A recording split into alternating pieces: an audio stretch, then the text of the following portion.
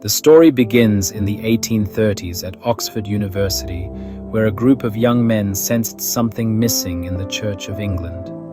They saw a church stripped of its ancient Catholic heritage, too plain, too Protestant. This was the birth of the Oxford movement, led by John Henry Newman, John Keble, and Edward Pusey. Their aim wasn't revolution, but restoration, reviving rituals, sacraments, and mystery lost since the Reformation.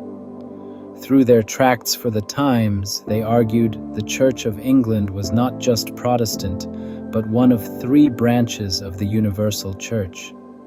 This challenged English Protestant identity, pushing for practices like private confession and veneration of saints. They believed these were essential for a deeper faith.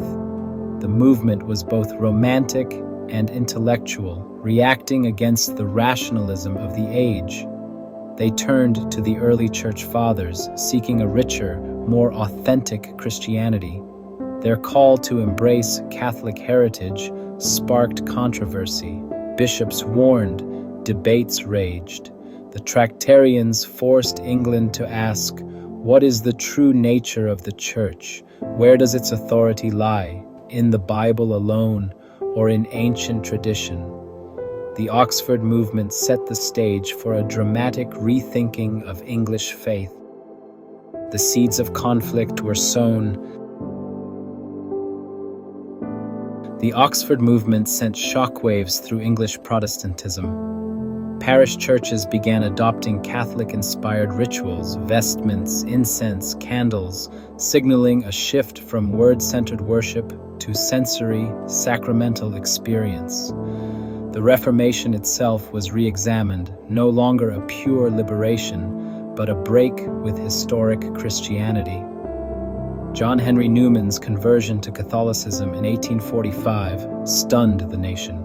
The movement's emphasis on tradition and historical development encouraged critical approaches to both church history and the Bible. Sola Scriptura was challenged. Tradition became a partner, sometimes even a rival, to Scripture. This opened the door to modern biblical criticism, treating the Bible as a historical document. The authority of the King James Bible was no longer unassailable. The Oxford movement had made tradition central, setting up a new tension in English faith. The battle over the Bible had begun. For centuries, the King James Bible was England's spiritual and national monument. Its words shaped language and identity, symbolizing Protestant independence from Rome. Catholics, however, saw it as a sectarian translation, inferior to the Latin Vulgate, the Church's official Bible for over a millennium. Catholic leaders like Frederick Faber and Nicholas Wiseman criticized the King James Version as biased and flawed. Faber called Protestant reverence for it bibliolatry, arguing true authority belonged to the Church. Wiseman claimed the King James contained deliberate errors to support Protestant doctrine, championing the Douay-Rheims Bible instead. Their goal was clear: undermine the King James Bible's authority and open the door for England's return to Catholic tradition. The Protestant fortress was under siege, and the Bible itself became the battleground. The stage was set for a dramatic confrontation over the soul of English Christianity. The King James Bible's supremacy was no longer secure. John Henry Newman, even before his conversion, doubted the Protestant principle of the Bible only. He saw Scripture as a complex collection needing authoritative interpretation by the Church, not individuals. After becoming Catholic, Newman championed the Latin Vulgate, valuing its authority as derived from the Church's tradition. For Catholics, the Church was the infallible source of truth. The Bible was its instrument. Cardinal Wiseman and Frederick Faber echoed this, arguing the King James Version was shaped to undermine Catholic doctrine. Faber dismissed Protestant Bible reading as spiritually empty without the Church's guidance. Together, these leaders mounted a powerful critique. The King James Bible was flawed, biased, and severed from living tradition. The Catholic challenge to Protestant Scripture was now intellectual, pastoral, and relentless. The authority of the Bible was being redefined. By the mid-1800s, the Oxford movement and Catholic critiques had made their mark. Scholars argued the King James Version was outdated, based on flawed Greek manuscripts and Protestant bias. New discoveries like Codex Sinaiticus and Vaticanus called for a more accurate, less sectarian translation. High Church Anglicans wanted a Bible closer to Catholic tradition, supporting sacramental theology. In 1870, the Church of England launched a formal revision aiming to correct errors and reflect modern scholarship. Beneath the academic surface, the goal was clear: reshape English theology at its source. The revision was a victory for those who saw tradition as dynamic, not static.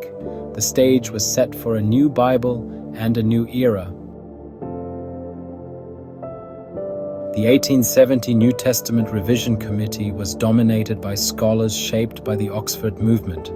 Westcott and Hort, its leading figures, built a new Greek text from ancient manuscripts, dethroning the Textus Receptus. Their work wasn't just academic, it was theological, steering the Bible away from Reformation-era Protestantism. The committee included high churchmen and even a Unitarian, Dr. Vance Smith, shocking traditionalists. Their broad ecumenical approach sparked controversy, but their aim was clear: a Bible less polemical, more in tune with the ancient church. The revision was about more than accuracy. It was about correcting the theological course of English Christianity. The heirs of the Oxford movement were now reshaping the Bible itself. The committee's work would forever alter the landscape of English faith. The Bible was no longer just a text. It was a battleground for identity and authority. The revision marked a turning point. The old certainties were gone. A new era had begun. The 1881 Revised Version was a sensation. Millions of copies sold, but many were unsettled. The familiar music of the King James Bible was replaced by a more literal, academic style. More than style, it was the changes, missing verses, altered phrases that shocked readers. Beloved passages vanished or moved to footnotes, fueling suspicion and controversy. Two camps emerged: those embracing modern scholarship and new translations, and those clinging to the King James as the only true word. The King James-only movement was born, defending the Old Bible against perceived corruption. The conflict was no longer just Protestant versus Catholic, but between rival Protestant visions of Scripture. The unity of English-speaking Christianity was fractured. The Bible had become a source of division, not just faith. The age of a single, unchallenged Bible was over. The legacy of the Oxford movement was now in every pew. The Revised Version shattered the illusion of a single, perfect Bible. Competing translations and footnotes revealed the Bible's textual complexity, introducing doubt and uncertainty. Ordinary readers now needed experts and clergy to navigate Scripture, just as the Oxford movement and Catholics had long argued. The authority of the Bible shifted from the text itself to the scholars behind it. Theological debates became more complicated. Faith was no longer a matter of simply reading the page. The Bible's role as the sole authority in Protestant life was weakened. The Tractarians' vision of tradition supplementing Scripture was realized in a new way. The age of biblical certainty was ending. Faith had become a journey through scholarship, tradition, and debate. A new, more uncertain era of belief had dawned. The Oxford movement's shadow stretches to every modern Bible translation. The 1881 revision, driven by new scholarship and Catholic sympathies, dethroned the King James Bible. The critical text of Westcott and Hort became the standard for all major English Bibles since. Competing translations fragmented the common biblical culture, shifting authority to scholars and committees. The Church, not the text alone, became the interpreter of Scripture for many. The Oxford movement's dream and its unintended consequences were realized. The King James Bible became a classic, not a standard. the relationship between the English people and their Bible was changed forever.